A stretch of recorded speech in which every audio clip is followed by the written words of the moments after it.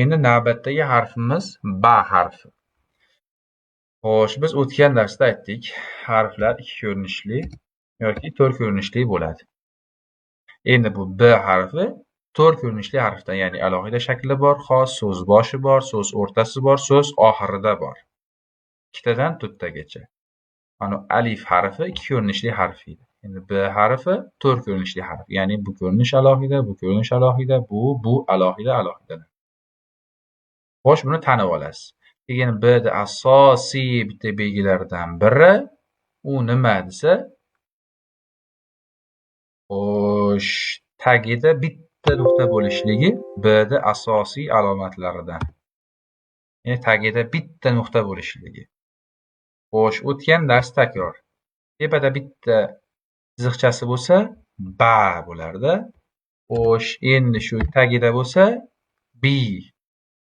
Xo'sh, endi shu tepada nuqtacha bo'lsa, bu.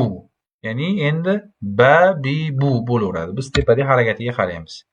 Agar tepada bo'lsa, ba, tagida bo'lsa, i, tepasida vergulcha bo'lsa, u.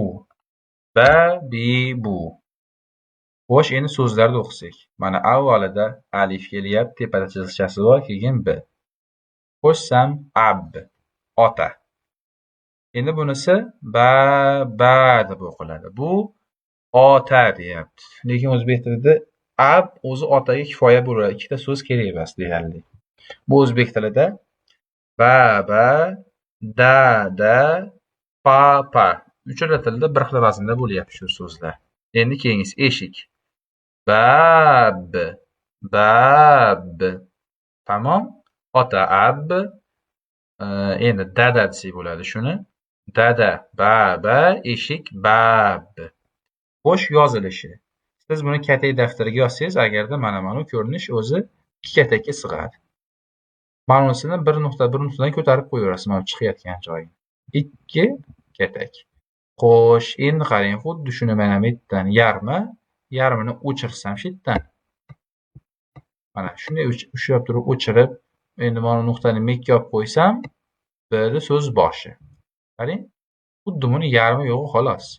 Xo'sh, endi xuddi shuni bu tarafga ham ikkisiga ko'paya qilib qo'ysamdek qilib, b'da so'z o'rtasi.